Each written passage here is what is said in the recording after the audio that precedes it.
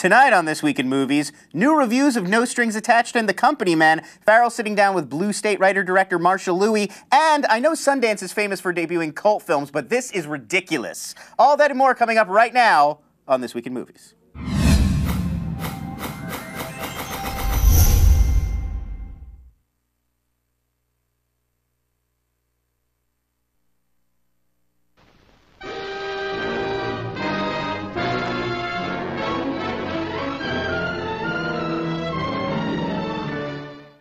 Good evening, everyone. Thank you for joining us. I'm Farrell Roth. You're watching This Week in Movies, and you can follow us on Twitter at TWI Movies. You can also check us out on our YouTube channel, which is youtube.com/thisweekin.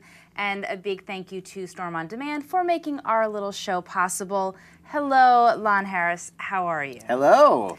Great to be back for another week. Is it great to be back? It How is. was your week? How goeth the job search? Well, I'm actually consulting for enough companies now that I've sort of called off the full-time work search for the moment. I have more than enough work that I can deal with. Wow, that's for at least another month or two. Very industrious of you. You're like a consultant for hire? Yeah, I'm working for a couple LA startups, just doing different little sort of smaller scale projects for a month or two here. So I'm covered through March 1st. I have more work than I can deal with through then. So then I'll sort of revisit. Well, that sounds good. Yeah. I'm curious what you think about this week's controversy over Ricky Gervais's Golden Globes hosting. Yes. A lot. I mean, the thing that I thought was shocking was when they said that he disappeared for an hour and that he was taken off because he was being reprimanded, which honestly, when I was watching the show, never occurred to me. I didn't really realize he was missing.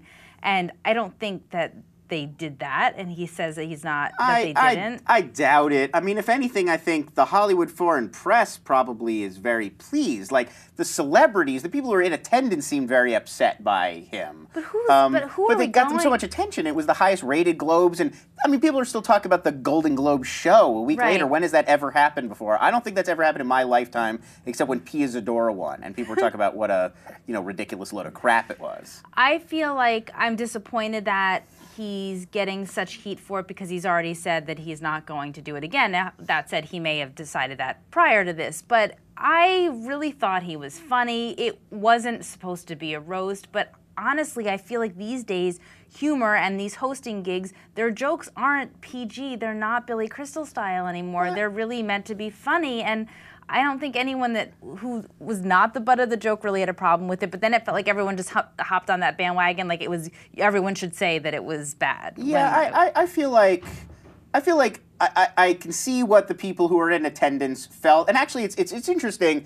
Not that these are two comparable sort of award shows, but the Streamy Awards, which are for podcasts last year, had a very similar thing where the jokes were perceived as being sort of mocking the audience, and the whole point of the event, both in terms of the Streamys and Golden Globes, is that they're there to celebrate the people who've been invited and are getting awards. So I understand that people who they got invited there, they're told you're getting nominated. Like Johnny Depp got invited there because he was nominated for awards, and then the guy who's there presenting awards is making fun of him for the very project he was there and nominated for. Yeah. And I get why that would go down wrong. At the same time, it's not Ricky Gervais's fault. It's the Hollywood foreign press for inviting him. I know that he had to submit his jokes beforehand, so if they had an issue with it, the only one I can't imagine going by them okay was when he made the joke about the president of the foreign press and pulling him off the toilet or something. His teeth in, yes. I don't know about that one. Well, but it was over the top and it was a little bit mean spirited. But Ricky Gervais's comedy is over the top and mean spirited. He's never made. It's not like he's hidden that from the public. His specials are like that. His shows are like that. I mean, the extras in The Office invite celebrities on and then make fun of them. Right. Well, not so much The Office, but extras. However, didn't he host it last year? And there was not this controversy. So somewhere the jokes turned. I just feel like when you invite a guy like Ricky Gervais, you know that he's a comedian. He's a little bit of a loose cannon. He's a little mean. He's a little caustic. And it may come through in his acting. If you want somebody safe, Jay Leno is right there in the wings. It's an NBC show. They could have gotten him. And he is guaranteed to play it safe. He won't offend anybody. Yeah. All right. Well, I was just curious what you thought. And do I look like Mr. Rogers in my cardigan tonight? It's a little. It's a little conservative for me. It's a little conservative for you, but I think that's. But I like to switch it up. I got to keep changing it up, or you'll get really bored with me. Yeah. And both of our movies this week are playing it safe in their own way. So that's very true. Well, let's get right into our show. But just a reminder, our guest tonight is Marshall Louie. He directed the movie Blue State, which is a political romantic comedy with Breckin Meyer and Anna Paquin. So he will be here later in the show. Let's get right into In Theaters.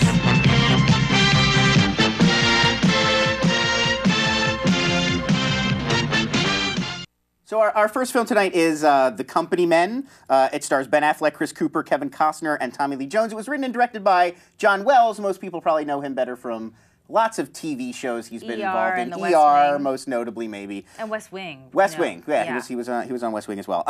The movie is about, there's a major round of downsizing at the GTX Corporation, and it leaves brash marketing VP Bobby Walker, who's played by Affleck, without the means to support his lavish lifestyle. So we follow him and his ongoing struggles to find a new job, sort of stay afloat, keep his family in the lifestyle they've gotten used to. And we also get insights into how the layoffs are affecting some of his colleagues, including his idealistic old boss Gene, who's Tommy Lee Jones, and the volatile Phil Woodward, who's played by Chris Cooper. Let's take a look at a clip from the trailer. What's going on? The company's consolidating divisions. Difficult decisions had to be made in areas where redundancies surfaced. You're firing me? 3,000 jobs? They were good people, Jim. Hell, it's a business, not a charity. I've always told you what I thought, right or wrong, and this is wrong. Late for a meeting. Got one kid in college, another one going in the fall. I won't go back to a factory floor. I'll take an AK-47 to this place first. This movie is well-meaning and sincere, and so you got to give it that, but it is well-meaning and sincere to a fault. You can tell it's sort of desperately trying to be an important film and to say something about this moment in history with the economic crisis and so many Americans out of work, and it really just comes off sort of cloying and humorless instead.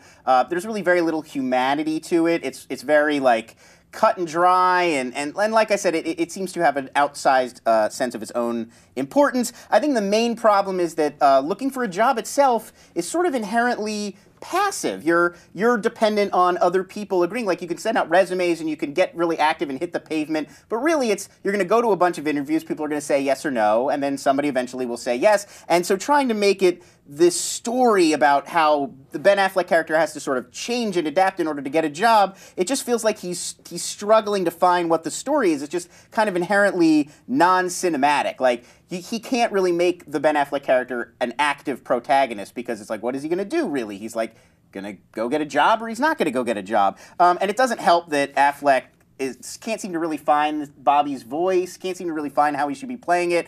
He comes off petulant, almost irredeemably so at times, and entitled. And I know he's struggling to sort of give him a journey. He starts off petulant and entitled, and then he ends up more sort of salt of the earth and realizing he's got to pull himself up by his own bootstraps. But it really just sort of feels like he paints himself into this corner by making him so unlikable, and then the second half of the movie is this over-the-top attempt to make you sympathize with him. But, I mean, it's really almost Joe Bluth on Arrested Development. You couldn't redeem that character. He's a selfish prick. That's his character. And it sort of seems almost impossible to try to make him redeemable, and the whole film does have this sort of very condescending view, I think, of blue-collar people.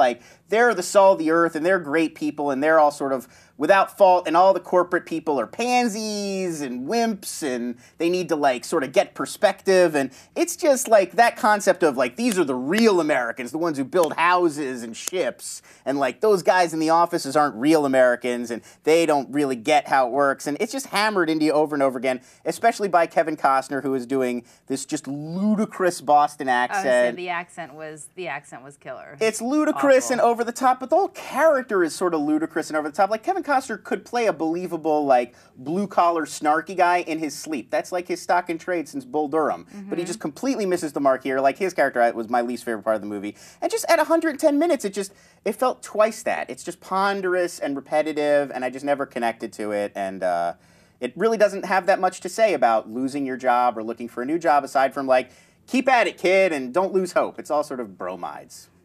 Would you like to hear my thoughts, Lon? Please. Here's what I think. I think that you're making very good points. I felt when I watched the trailer like this was going to be up in the air, and I wouldn't say it's all that different from that in terms of the concept, but it feels like the poor man's up in the air with a bigger cast. And is it weird that this is about an economic crisis that took place a year ago and the movie feels dated? I felt like I don't know why this movie feels old to me already. Maybe it's because Up in the Air it was too similar. I agree with you about Ben Affleck's character. I also felt like if you were going to include all these other great actors, it felt like it should have just been Ben Affleck's story. They didn't need all these other characters because they couldn't really quite develop them enough, and it would have been maybe a more streamlined movie if it was just him. That said, I agree with you. His character is not that interesting to follow in the first place. I'll tell you what I did like about the film, and this is maybe just a little bit more in terms of the thoughts that were happening because I was bored, so my mind was wandering. I felt like I liked the Tommy Lee Jones character because it showed that when there's an economic crisis, no matter how wealthy you are, it's a sliding scale in terms of how it affects your life and therefore emotionally what it does to you and your family. So, you know, one family may have no food and no car or maybe in risk of losing their house.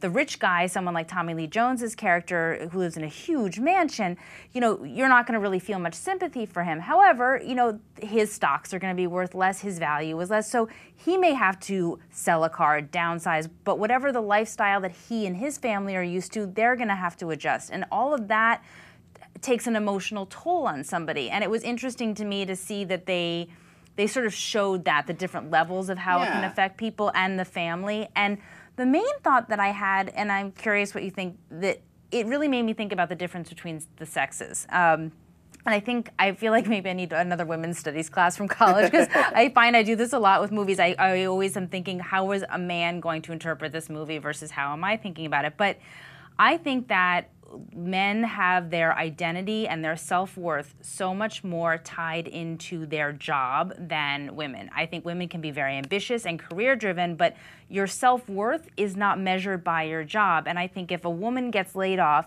she immediately goes into survival mode. How am I going to provide for my family? What do I need to do? And I don't think that we necessarily will feel like less of a person. And with the men in this movie, and because I thought a weakness was that they should have had a female character in there, is that all of these guys, that it's not only just the financial, but it's like they don't know what to do with themselves. Their entire ego is so wounded. They just don't handle that well. And I think that is interesting, that men, I think, are defined a lot more by their job than women, and therefore being laid off seems to emotionally affect men in a way that's devastating. I definitely think the movie is, I don't think that was just you adding in. The movie is touching on how your work becomes you, and that a lot of the journey these guys have to go on after they lose the job is figuring out who they are without being this thing. And certainly with Ben Affleck's story, there's part of it that it's like, he's still him even after he takes these other jobs that he thinks are beneath him or not worth his time.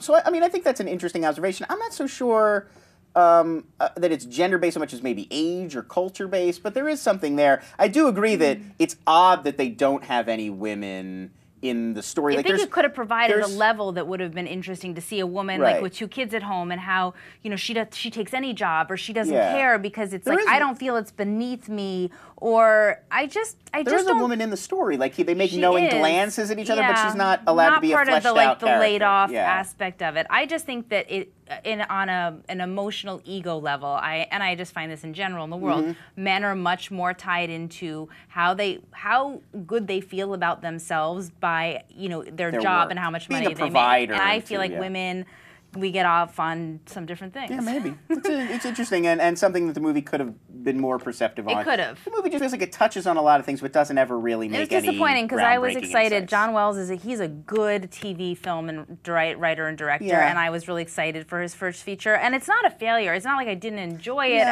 It's not great. It's not good. And a little nitpicky thing, but there's a scene where Ben Affleck goes to the driving range and he's hitting golf balls. Men do not hit at the range wearing their blazer. You can't swing through. You don't wear your sports coat. I'm just saying you take your jacket off. In the scene where they were having a tea service, they were clearly eating biscuits when crumpets were called for. I would make a very foul hand gesture at you right now, but I'm not going to do it. I'm going to do it under the table at you. All right. All right, let's go on to the next It's film. gonna be that kind of show, isn't it, Lon? All right, moving on to No Strings Attached, which is the story of two friends who embark on a no strings attached, purely sexual relationship, but of course they end up falling for each other. Natalie Portman plays a med student who is emotionally closed herself off from a committed relationship after her father's death, and Ashton Kutcher plays a young TV writer who has a famous actor father, and he is trying to make a name for himself in Hollywood. But after he finds out that his dad is now sleeping with his ex-girlfriend, he goes on a one-night bender, which leads him into Natalie Portman's bed, where they have casual sex, which turns into something more. It was directed by Ivan Reitman. Let's take a look at a clip. You probably shouldn't snuggle. Yeah, that just felt wrong.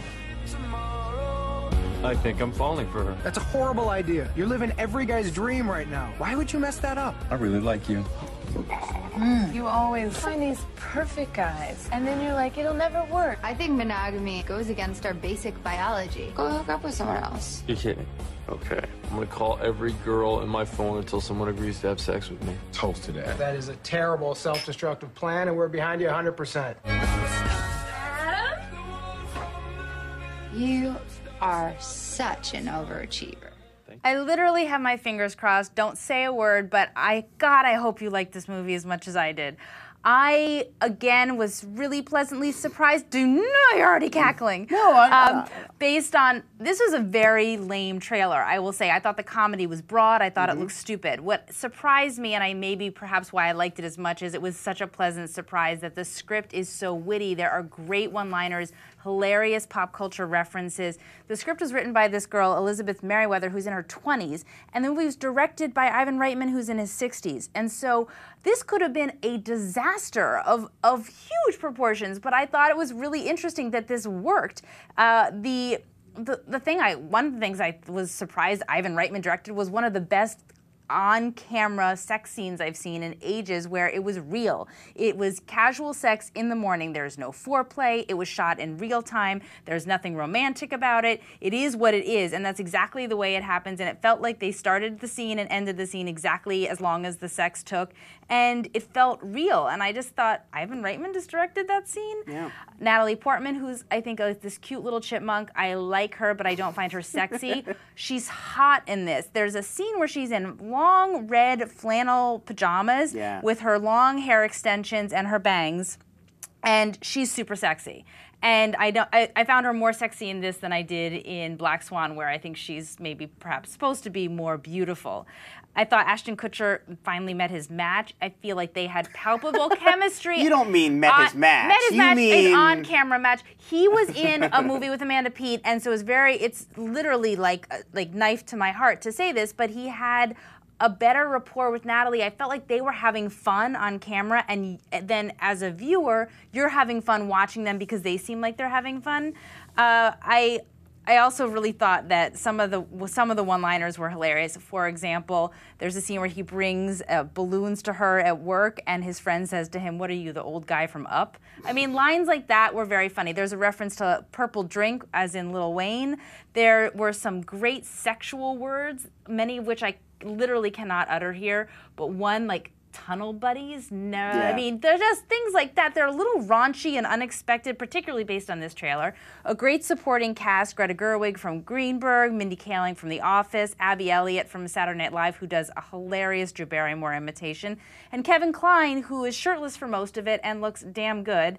Although my biggest complaints would be that I did not really buy Kevin Kline as Ashton's father ever, and I thought that Lake Bell's character, she plays Ashton's boss, was like a caricature. It was like she was playing something on a Saturday Night Live skit. She was just too over the top. I didn't believe this person ever really existed. It just seemed too extreme. But I also really enjoyed Ashton's job, because in a lot of movies, someone's a doctor or a lawyer just sort of in name only, and I really felt like they gave him an interesting job. He's a writer on a TV show like weird. Glee. It's like a Glee or a High School Musical show, which it does. I agree with you that it works on screen, which I think is probably why they picked it. Interesting, right? You're like, that's a cool, that's a job. You get choreographed scenes, you get this young cast, so it's fun. And he's trying to write a script, but he doesn't want to trade in on his dad's name. I mean, it was developed, and it was felt it felt a little odd that a young man would be working on a script for that show. Like, did he write the songs? Like, I felt like it was an odd choice in that way, but it works in the movie because it's so it just lends a lot of energy. Like every time you're on set, it's a big And it was scene, just more interesting than seeing him be like in a another med cubicle, student right. or like a sales rep. I don't know. It was just Right. an interesting job. And considering this dad was famous and he was clearly trying not to trade in on his dad's fame to sort of work his way up the ladder, it was interesting. Yeah, no, I think the point is like in an Apatow film, they would be in a cubicle, like Paul Rudd in I Love You, Man. Yeah. Which is just, it just kills the movie. Like all momentum just dies when you walk into an office. True. And so I think this was a good choice just because it was, I mean, bigger. didn't lines like, okay, there's a lot of discussion of periods, which I know makes men very, very uncomfortable. I'm No, sorry. I thought that was like the funniest scene. But when she goes, it's a crime scene in my pants. Yeah, I well, mean, let's not give away. I oh don't want my to give away all the God. jokes. I mean, but these lines were hilarious and so. Like it felt like a 20-year-old girl, or wrote the script, Right. and that was exciting. And I just like that pairing. I think Ivan Reitman should direct scripts written by people under 30 from now on. I think I agree with a lot of what you said. I think the movie has a lot going for it. Certainly a lot more than I think you traditionally get in like a mainstream romantic comedy. Like it does have a great supporting cast. I think Mindy Kaling was a sort of a standout for me. Like just gets a bunch of great little moments and scenes. It's got a script that's hardly original, but that is. It's got enough good zingers and enough good moments right. that it sort of works. If you pick the plot points, like in terms of here's A, B, and C, and here's what's going to happen in this story arc, nothing is different from every other romantic comedy. But the lines, the dialogue is fresh. And Portman, who also produced, she's willing to go for it, and so it makes you want to follow it because she's daring and she'll get naked, she'll do simulated sex on camera, she'll be goofy, she'll look silly, and her willingness to just sort of put herself out there makes you want to follow it. So I enjoyed the film. Having said that, it really does lose its way, I think, in the second half, and they can't really figure out how to tie up the story without making Natalie Portman's character beyond irrational and into nearly sociopathic, and it makes her very unlikable by the end. What do you mean? The whole story is really, they set it up as it's these two friends, and they're not in love. They have this situation, and like they're gonna fall in love with each other. Right. But the setup is really Ashton Kutcher wants to date her the whole time, right. and she's just consistently rebuffing him. And after a while, her rebuffing becomes psycho. Like we'll just then stop being around this person that you're not interested in. But it becomes such a phobia for her. Like she's so crazily afraid of making a commitment that the movie just stretches it out way, way longer than it needs to go, and labors she it. like made a decision where she wasn't going to fall for him, and then she literally is doing that sort of averse thing with him because she doesn't want to fall for him, and she's worried I get she that. is. It goes on so long that it makes you almost not want to see them together. You're like, he should give up on her because she's but then he crazy. does, and he moves on, and I'm just saying it becomes I thought almost excruciatingly overlong by the end. It felt a little bit like Return of the King, honestly, where it like fake ends like 4 times, and it was just like wrap it up. I just felt like it wore out its welcome. A little bit at the end, but it was a very, very enjoyable, cute movie. It's a great date movie, and I think it plays way better to men than they would expect it to. No, it's definitely above average for a romantic comedy. Way above average. Let's God, it's like impossible to please you. I'm just making some observations. Bitter. I said I liked the movie. I have to love it. I can't love it. Yes, I would like you to love No Strings Attached. I thought it had some problems. It's amazeballs. All right. It's amazeballs. Let's move on. Okay, Hollywood headlines? Yeah, let's do it.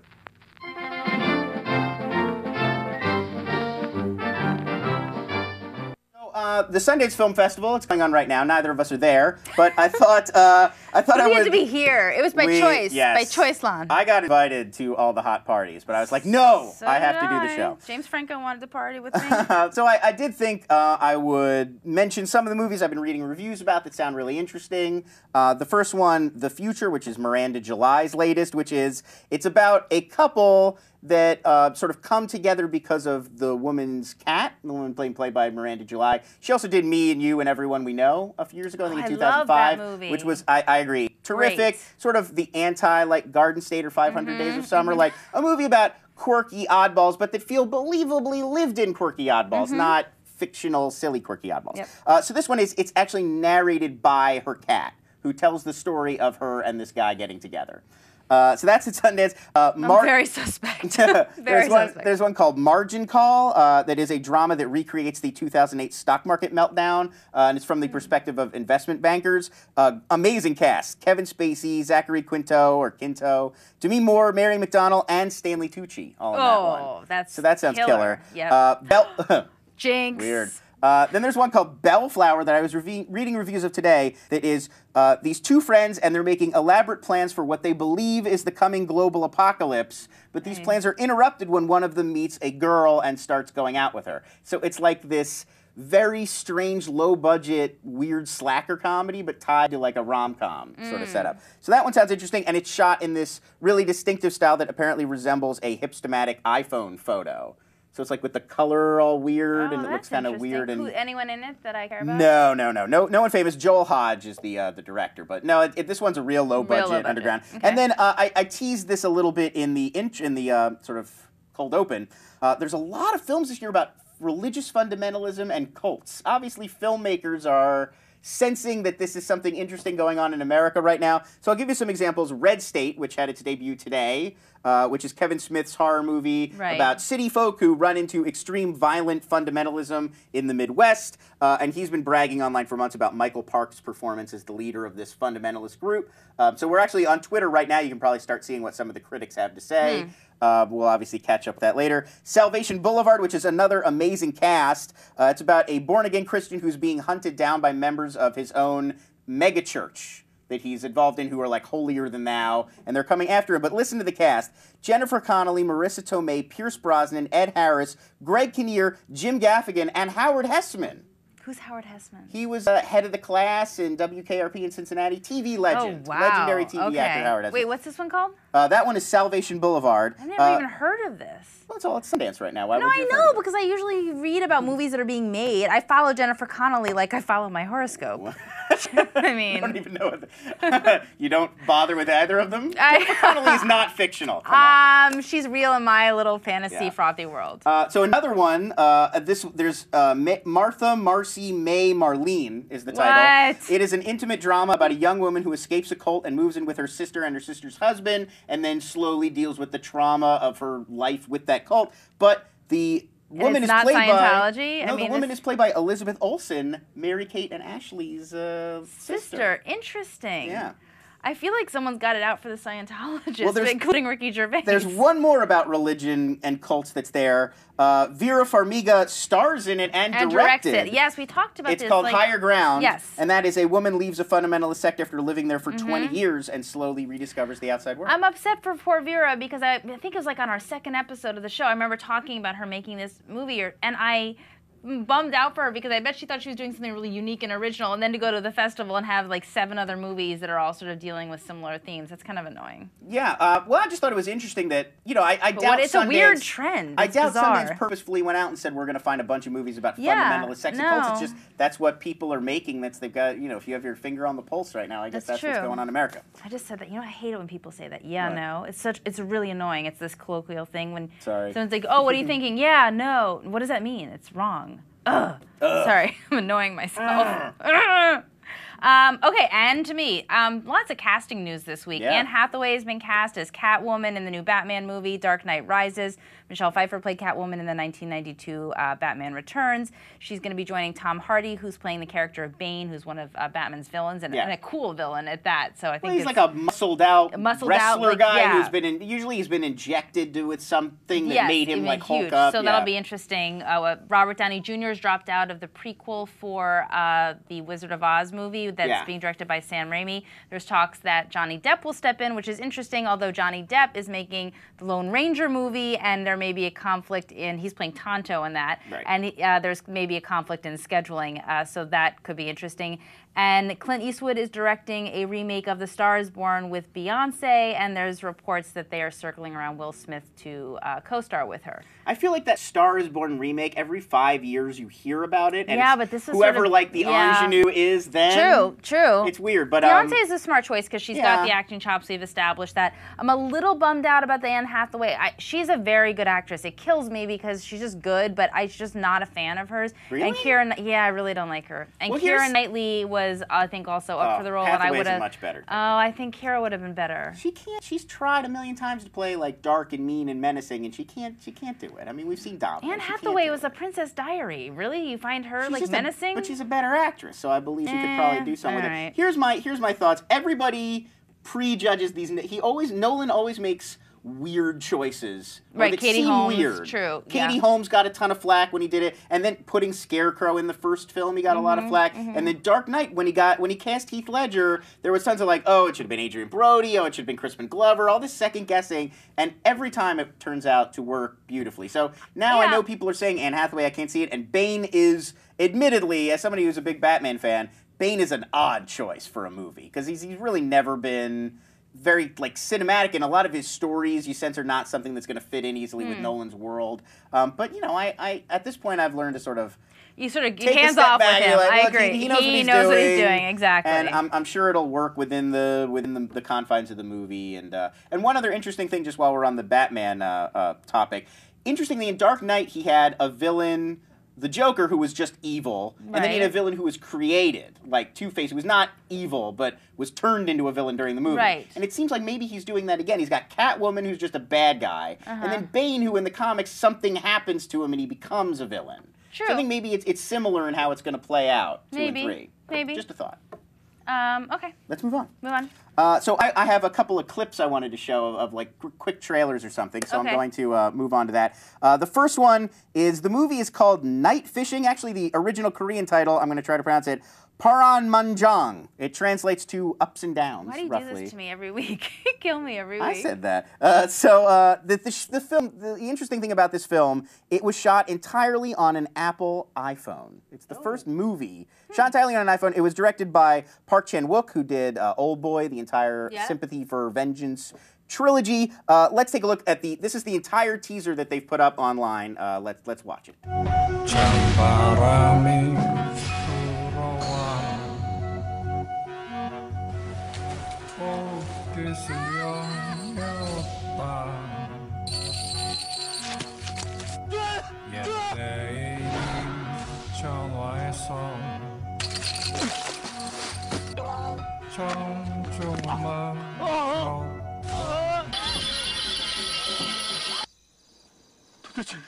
So I mean, this looks like a real movie, and it was made on a phone. The plot is a man goes on a fishing trip with a woman, and then he thinks he may have killed her, but he's not sure. So that's the setup. It's going to be released publicly on January 27th, so this coming week. Interesting. Curious to see that. One more clip I wanted to show. We got the teaser for Rubber, which was written and directed by French filmmaker Quentin Dupieux, I think is how you pronounce it. This was shown at Cannes and got really lambasted. But then it's been at some other festivals like Fantastic Fest, and it sort of did a little better. It is about a self-aware tire with telekinetic powers that goes on a killing spree. Let's take a look. Everybody, this is what our killer looks like. Tire.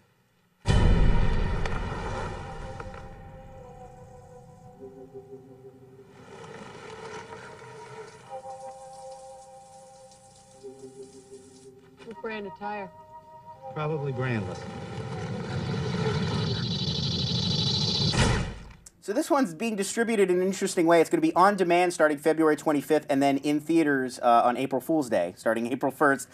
It is a joke. I thought the whole trailer was a joke. It's not a joke. It's a real movie. Ridiculous. Variety said it was neither scary, funny, nor anywhere near as clever as it seems to think it is. But HuffPost said it's an uber cerebral spoof that is once silly and smart. So who knows? I'm fascinated. I know that you couldn't pay me to see that. When it comes out. Oh, we are okay. Well. When it comes out. I'm watching some pretty horrific films here. You got to step up to the plate. No Strings Attached is hardly horrific. I have put you through some bad ones, but that was not one of them. Yeah. So Robin Hood in the chat room says he's tired of watching movies like this. I'm not sure what he means. Like movies about telekinetic tires that kill people. It is original. I'll give them that. How could you possibly be tired of watching movies like this? Why would anyone choose to? That means I'm tired. He's tired of watching movies like this. Now I get it. There we go. Now I get it. Well, Mike White has chosen Enlightenment over Zombies. He was set to direct the planned adaptation of Seth Grahame-Smith's Pride and Prejudice and Zombies, which David O. Russell was previously attached to, but it's a twisted reworking of the Jane Austen novel with flesh-eating monsters, but he's dropped out of it to focus on his Laura Dern HBO series. And finally, I just have a couple pictures that I wanted to show you. One is that the first photo of Spider-Man was released. Andrew Garfield is Spider-Man. I think we have it. And he looks good. He looks as good as Tobey Maguire did. I thought we had a picture. No, they're saying no, they don't. All right. Well, did you see it? Yes. It was good. Yeah, no, it looks, I think...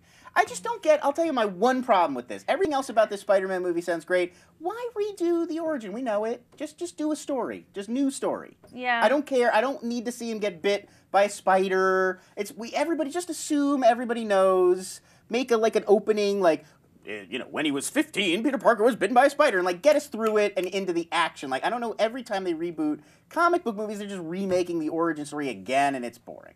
Do you feel like you spend a lot of your time being angry and frustrated with things? I feel like you find fault with almost everything. It's like, this glass, it's not clean enough. You really are glass half full. I know, but you complain about everything. Well, I'm about to review what a perfect segue. Spider-Man's going to be good. I'm about to review 2 movies that I that you unabashedly enjoyed? love, both of them. All right, go for it. So here we go. So I've been doing a new bit called This Week in Netflix, where I pick out movies that are available streaming on Netflix if you happen to pay for Netflix that I recommend that maybe you're a little deeper catalog. It wouldn't be stuff you'd normally think to check out, but because it's so easily available, why not? The first one I want to talk about is a brilliant 2005 political documentary. It's called Our Brand is Crisis. In 2002, strategists from a D.C. political consulting firm, Greenberg, Carville, and Schrum, were hired by former Bolivian President Gonzalo Sanchez de Lozada, he's known as Goni, to go down and run his latest presidential campaign.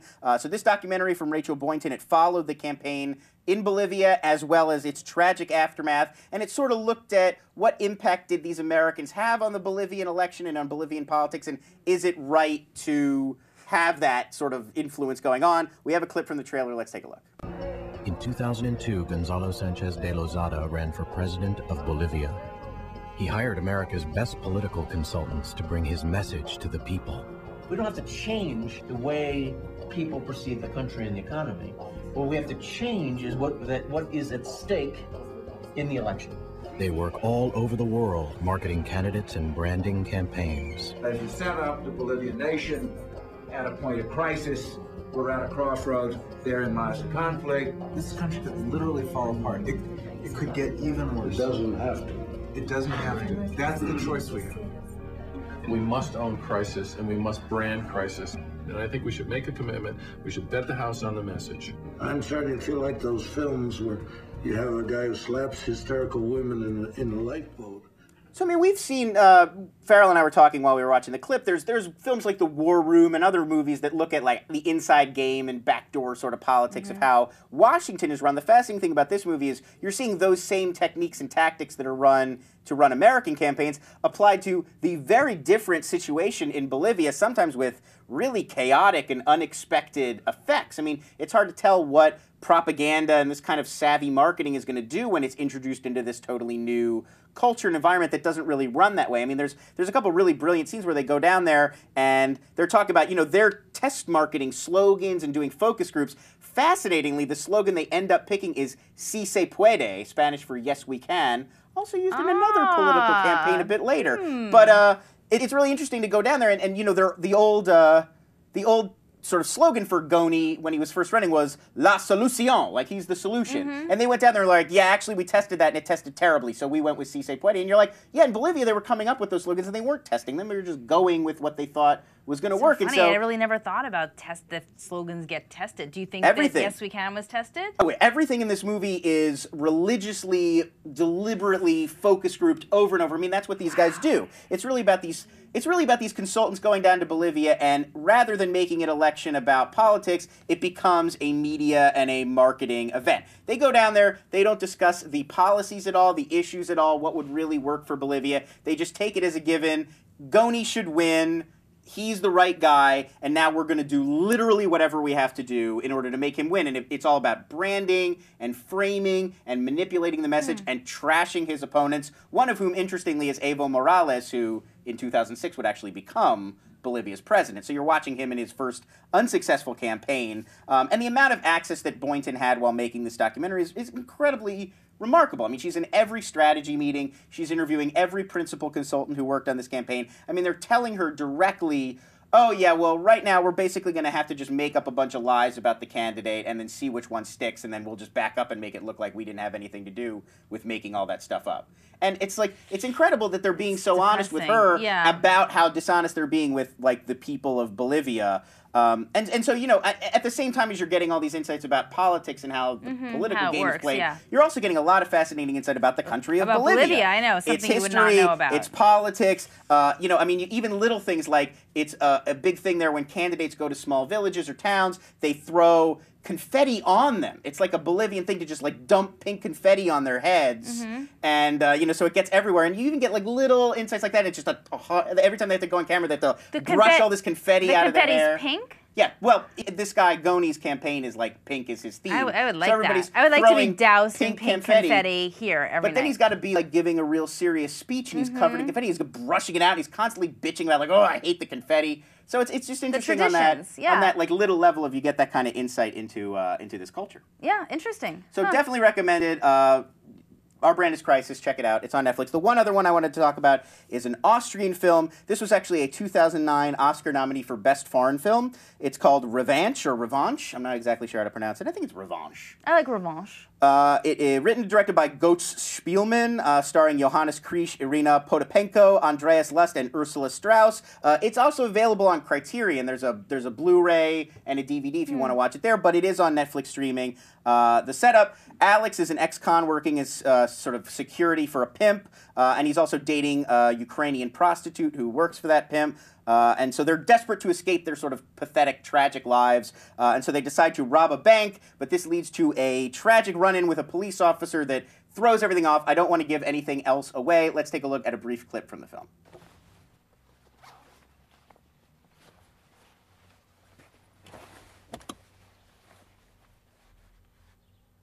Es kann echt nix sein. Du.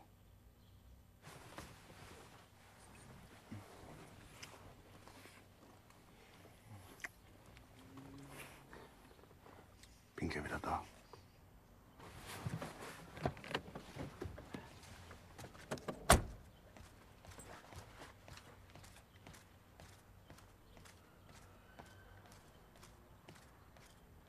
Und den Hülle muss ich sie erinnern.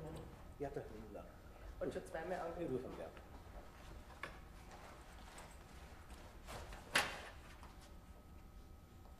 Ja, Herr Höhler, ich sollte Sie anrufen. Heute Nachmittag, ja? Machen wir, genau. Okay. Auf Boden. So, that was just a little clip of the bank robbery scene. It was hard to pick a clip without giving something away. Well, that's a good sign. If the movie's that good that you don't want to give anything away. I didn't want to give anything. It's an absolutely mesmerizing. It's a thriller and a character study, and it really does. It's one of those movies that it has such an impact. I mean, when it's over, you really feel different, like your mind has been changed about things, or that it's had a real emotional impact on you, and you only realize after you see a movie like that how few movies even really try to impact you on that level. Like, most movies are content to sort of be a good time, a nice story, it's got a good message. You sort of, I think, felt this way after seeing Beautiful. That's exactly what I was thinking. I was like, this literally changed me to the core. And when you see a movie that really has an impact and really says something, you realize how few movies even really try to take a stand and say something. It's called Revanche. It translates to revenge. That's the German title is Revanche. You recommended good movies this week. This is a great one. I'm very impressed by you. And the great thing about this one, I'll just say one more thing without giving anything away, is it takes its time. It's not slow. It's never slow. Okay. But it's deliberate in how it sort of sets everything up, lets you get to know characters before it messes with them. Okay. Most movies, I feel like, want to plunge headlong into the plot, and you don't get a chance to get to know who anybody is, so the movements of the plot don't really impact you. This movie, before any of the real narrative kicks into high gear, you are dedicated to seeing these people be happy and go off together and make it through this. And then every single twist and turn along the way, you really are right there with them. It's a really ingenious, Is it a long well-told movie? Is it over 2 hours? No, it's like an hour and 45 minutes, 50 minutes, something like that. Got it. So Revanche, highly recommended. Go check it out. It's on Netflix now.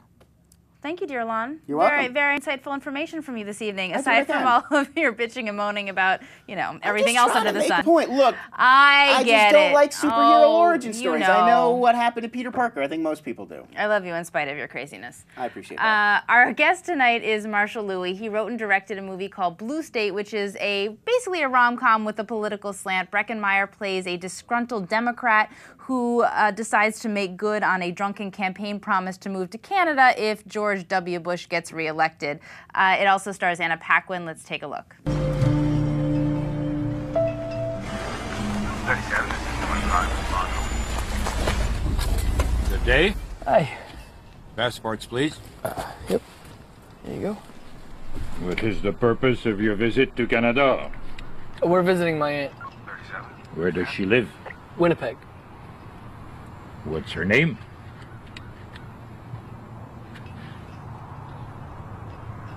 O'Neill. Gloria O'Neill. Are you carrying anything I should know about? Nope. Any reefer? No. American beer? Beer? Is American beer illegal? No, but it tastes like piss. Welcome to Canada.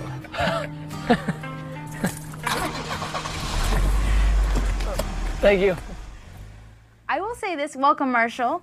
Thank you. I saw this movie a long time ago. I still remember it, and as you can maybe tell, I see a ton of movies. I have to ask you, was this autobiographical? Is this something you actually consider doing yourself? Because you wrote the movie. Yeah, I didn't actually move to Canada until I made the movie. We shot it in Winnipeg. Before then, I never actually made good on this promise, but I think it was in the air at that time. I mean, obviously there were a lot of celebrities who were saying things about moving to Canada if Bush gets reelected. And it was just also sort of the feeling, like John Logue, the character that Brecken plays, was very much, reminded me of a lot of my friends at that time who were just getting sort of engaged in politics for the first time in their life and just really outraged. It was in the air at that time, the 2000 election. Were you? But no. It was not something I that went you and considered. campaigned for a few days in Ohio.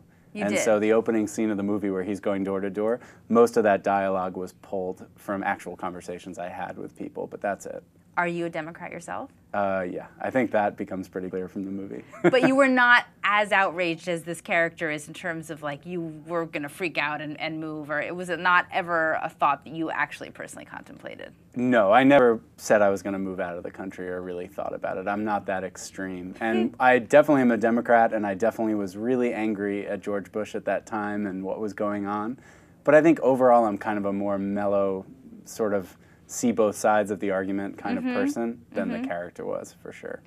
This was your first feature film, and you landed 2 name actors for it. As a first-time director, how were you able to do that? What was the casting process like for you? Well, I wrote the script, I was working with a producer, and we started going out to actors, and then Andrew Paquin, who produced the movie, got involved, and his name was on it, and he really did. He did all the fundraising.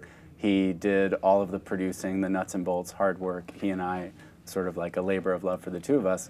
But one of the great things that he did was he was able to bring his sister onto the project, and they had wanted to work together for a while.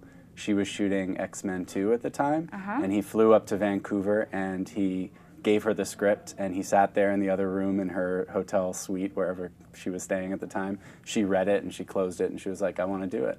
And so that was it. And then Brecken, Were you friends with Andrew? I was friends with Andrew before. So he was a friend that sort of helped you, and that was that hookup. Okay. Had you gone out to other actors before? We had been, because she was busy. She was shooting that and another movie called Margaret. That's this sort of lost Kenneth Lonergan film. I don't know if you've heard about it. I don't know if I have heard of it. Oh, anyway, it's like her and Matt Damon and Mark Ruffalo. Oh, I would love this. Kenneth Lonergan. Did it come out? It still is hung up. Kenneth Lonergan won't finish it, and he has final cut. Really? Yeah, so it's an interesting... Kenneth Lonergan, did he do the Mark Ruffalo You Can Count on Me? Yes, and this was his next movie. Wow, Yeah. so this must be great. Why won't he release it? Well, it was funny when we cast her, when we were going to make Blue State, we were like, she's gonna win an Oscar that year, another Oscar that year. It's gonna be great. And then the movie is just like, it's one of these Hollywood stories. Do you think it doesn't have to do with him not being happy with the movie, but was it a company that folded or something, and he can't find someone to release it, or he hasn't? I think it's Sony Classics or Fox Searchlight. I can't remember which. And he just has final cut, and he's never been happy with it. He doesn't want to read it. Interesting. Yeah. Yeah, he won't let it. I mean, there's a whole story behind it. There was a big LA Times article about it maybe a year ago. Whatever happened to Margaret. Yeah. But anyway, so she was busy, and we were going to make this movie. And Andrew Paquin produced my first short film. I see. Back in New York, when we were both living in New York, we both went off. I went to film school, he went and did some other stuff, and we both moved to LA at about the same time. So we'd always had this idea of working together, and Anna never quite figured into it until she did. Now, be honest, did you say, can you hit up your sister and show her the script, or did he offer? I think the role, to be honest, there were a couple of projects he had shown her that she didn't respond to before. I think the role fit her. I think, she had never actually done a comedy. She was excited to be a producer on a film. She was an executive producer on the movie and sort of was in some of that decision making. And I think she responded. She thought she was like a tough, ballsy, interesting character. And that's, I mean, of course she also wanted to work with her brother. I mean, I'm not saying I would have gotten her this, through the normal channels, but in my experience so far, you rarely do get no, you really do get actors through the normal channels. As far as dealings go, this is quite innocent and tame. And what about Brecken? Because was he even a bigger name at the time? Because he's sort of gone in and out. He is, I think, one of the most underused, maybe perhaps undervalued actors out there. He's comedic. I mean, I loved him in Clueless, but he doesn't really, and he's been on some TV shows, but I always feel like, why hasn't he shot to stardom the way you would expect? But anyway, my point is, getting him, did Anna bring him in? Or? No, he came through normal casting process. Once Anna was involved, I just met with a bunch of actors of that age group. And he was the one, the ones we liked the most read with Anna. And they had a really good chemistry, and I think they had really good chemistry in the movie in the end. And yeah, he just fit that part. It's kind of, the movie and the character go back and forth between sort of drama and comedy. They have to be able to do them both and ground a story that gets a little out there at times. Right. And he could do all that, and I think, he really pulled off a good performance in the movie. Was there a runner-up to Brecken? Well, the one, I'm trying to think. There were no runners-up to speak of.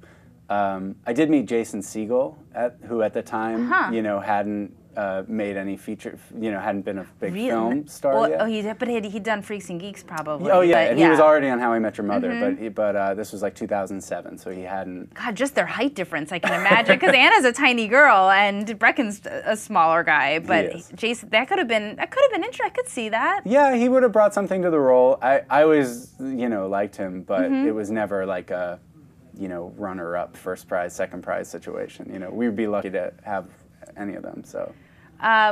Were you intimidated as a first-time director directing name actors? In a way, sometimes I think with a first-time director, when you have no-name actors, there's a little less pressure, but you don't second-guess yourself quite as much. And I know as a director, you really have to get on the set, and whether you know what you're doing or not, you have to exert confidence and some sense of authority. So were you a little more nervous having those guys on the set?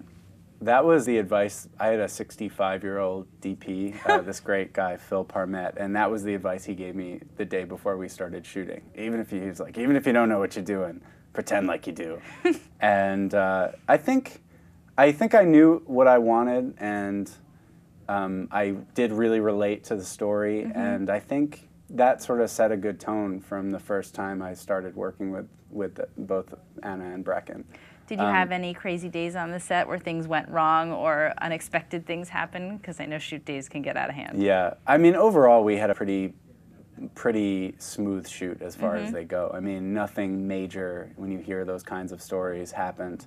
But it was if you just do the math, if you're shooting a 100-page script, yeah, and you have, it was a 20-day shoot. You're That's shooting quick. 5 pages a day. It was a road trip movie, so we had all kinds of locations. We would sometimes have to do 3 or 4 locations in a day.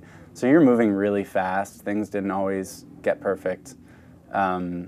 You know, it was there were some hairy days, but you know, didn't you lose something? Like there's one scene, if you remember, when they're leaving the marry a Canadian house and he throws the gun out the window. There was one take where, you know, the idea was they would really, you know, we were in the back seat shooting them, and they were driving, and they throw the gun out the window, and then the prop person would come and pick it up, and somehow the prop person missed on take. Luckily, it wasn't the first take; it was like take 2 or 3. They threw the gun out the window, and the prop guy didn't see it, and you lost it. And then we just never found it. And it was it looked, you know, those prop movie guns look like real guns. They're actually illegal because, especially in Canada, you know, aren't as many guns as there are in the United States.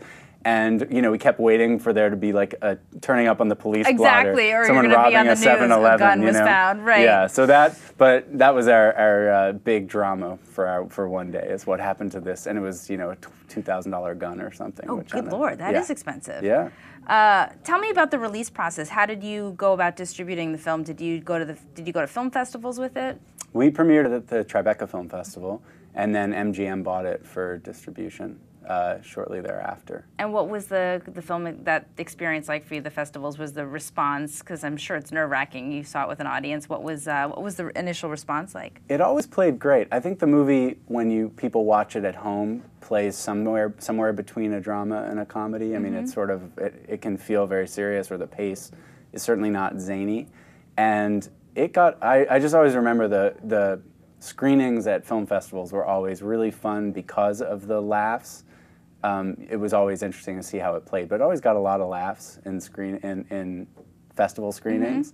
And it was a good experience, you know. Did you get bought immediately, or was there a bidding war? Was there a lot of drama around that? Because sometimes I know that becomes a huge ordeal, the bidding and the buying process. Yeah, Tribeca, I think, has fewer bidding wars technically. I mean traditionally. This was everybody came. You know, there was certainly a lot of buzz around the film, and it played really well at the festival. And then, but you know, then people basically took their time, watched it, went back to their bosses. You know, it played out over the couple of weeks, and then sometime, I think it closed at the Cannes Film Market, which is about a month later, 3 weeks later. Oh, that's quick. And so it worked, and then, you know, it took a while to negotiate the deal and all that stuff, but that was it. You know, we were pretty happy with the outcome. Did you have a big budget for it, or was it a small? I mean, how did you finance the movie? We had 42 different investors. Wow. Yeah, we raised everywhere from I had people I knew who gave $2,500 up to $100,000. Can you talk about the range of your budget? I think at this point under $1 million or over? It was right around there. It was right around $1 million. Which is not little. I mean, that's certainly not your parents, you know, giving you some money to go make a movie. Yeah, no.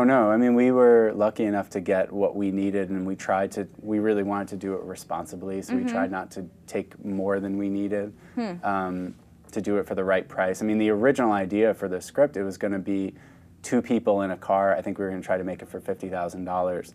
And have it be partially improvised, like, you know, a Borat style, where there was going to be some story and some stuff that we just winged it, and you know, we would go into red states, and the actors would go into, you know, a Quickie Mart at a gas station and pick some sort of thing with the person behind the counter. That was part of it, and then there would also be a story.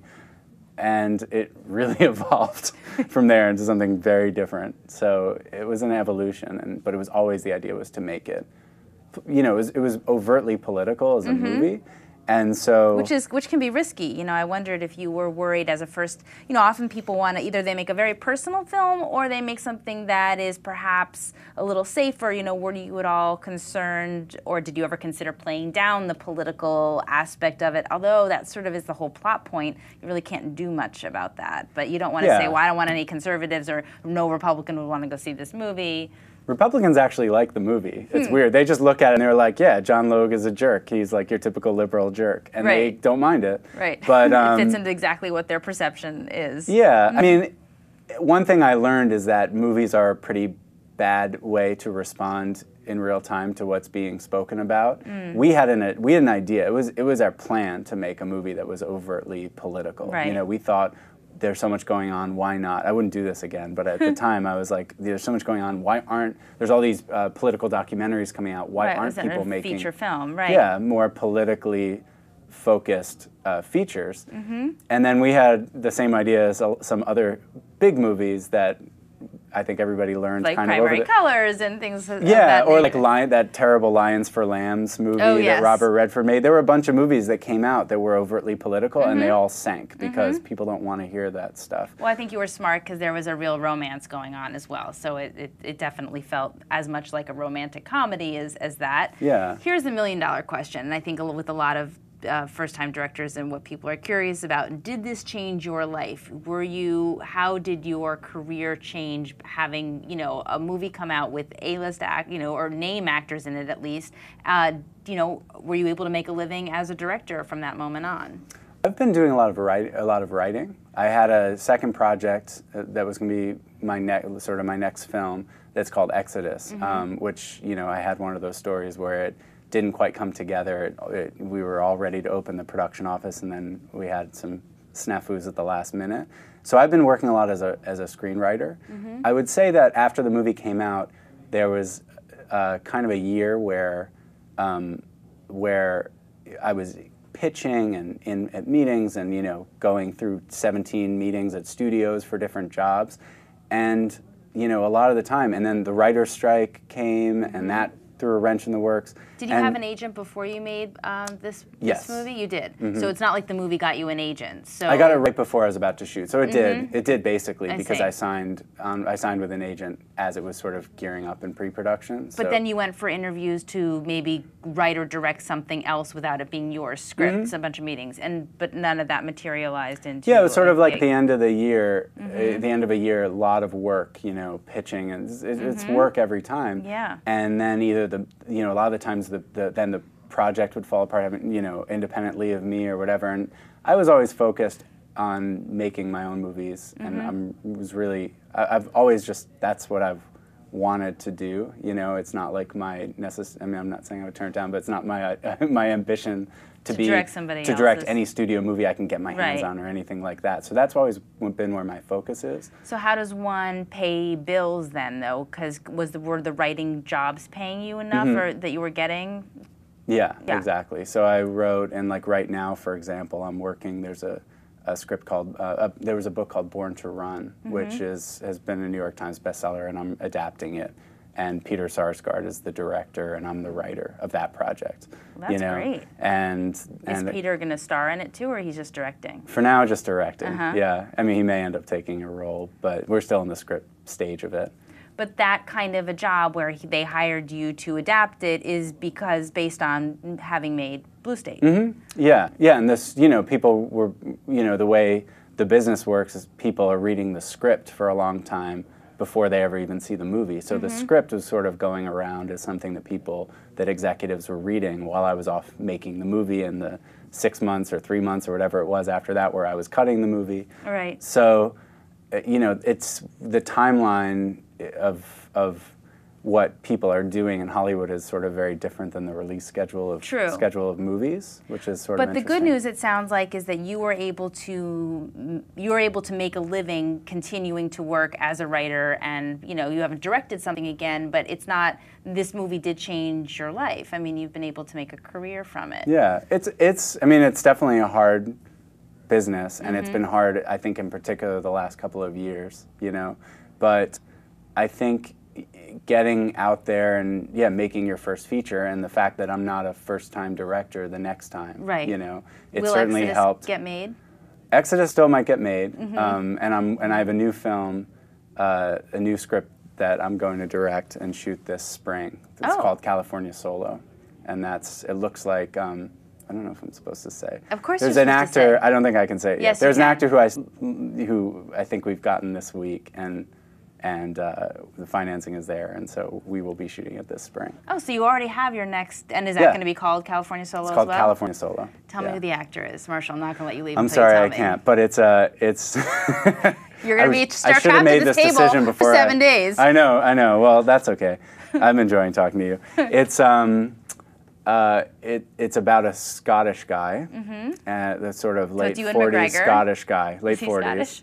He is Scottish. Okay. Yeah, I think Ewan McGregor's Scottish, but it's not him. So Gerard Butler. I'm just going to keep doing play this all game day all long. night. Here. Yeah. I can do it. Okay, so Scottish guy who. It's about a guy. He runs he basically is a guitarist in a band, one of those British '90s bands that was like really huge in England, but never quite made it stateside. And he's been living in California for the last 15, 20 years. Has his green card, and a DUI incident gets him to. He's facing immigration issues, and so he has to kind of pull his life together. So it's sort of in the vein of like a Crazy Heart or The Wrestler, that kind of story. Interesting. Yeah, a character study, and has some similarities to Blue I started State. thinking of Laurel Canyon for some reason as you were describing it, but interesting. It is kind of an LA movie. You know, I'm watching a lot of old, great LA-based And you're going to movies. shoot that this summer, and then you'll do the film festival route with that? I think so. Yeah. I look forward to it. Are you going to keep the name? Will it be the same title? As far as I know now, Yeah. I mean, it could always change, but that's the name of it right now. My final question for you is, as a younger director, anything looking back on the past few years of your life, that advice, something that you've learned along the way that might be you perhaps wish you had known back then that would be helpful to other filmmakers out there? I think just keep making things and keep going at it, and I don't want to say assume that you're going to have to do it yourself, because that's not entirely true. I mean, having the support system is really helpful, and you do sort of move into a space where you have people who are setting up meetings, or you're meeting people in the industry, or you're pitching for projects that are existing. But it's so especially if you're interested in making movies that are I don't know, a little more thoughtful. I don't know. It's the target's gotten really small for studio films. I guess is the way to say it. So if your taste falls outside of that target, most filmmakers I know are really just focusing on, well, what's the best way to get my movie made, and not putting their faith just in that the system is going to reward them, you know. And just because you have an agent doesn't mean you're going to, have success or get all your movies made. Exactly. And I still know a lot of people who are pretty successful who, when they get a job, or when they get a job writing on a TV show, or they get that actor like we talked about, like it's usually through something random that they did, or some person they ran into or got to know, or the person in front of you in line at Starbucks may be the star of your next movie. So be your own best advocate, perhaps, is the advice. That's a good way of putting it. Well, thank you so much for coming on the show, Marshall. It was really, really nice to talk to you, and I'm excited for you that you have another project. Like, congratulations. Thank you. It's very exciting. Thanks for having me. We want to remind everyone they can check out the other content on the This Week In Network at the YouTube channel, youtube.com/thisweekin. I'm Farrell Roth. You can follow me on Twitter at Miss Frothy. You can follow Lon at Lons. Marshall, do you have Twitter? You don't really do Twitter, do you? Louie427. There we go, Louie427. Haven't tweeted in about 7 months, but that's okay. But now, bring it on, bring it on. Next week, we hope you will join us again. We have actress Charlotte Ross. She's going to be on the show. She's starring in the new Nicolas Cage movie that Lon cannot stop talking about, Drive Angry 3D. And she also has a recurring role on Glee, and she starred on Days of Our Lives, which I loved her in. So she will be here next week. We hope you will join us for that episode. Until then, have a great week, guys, and that is a wrap.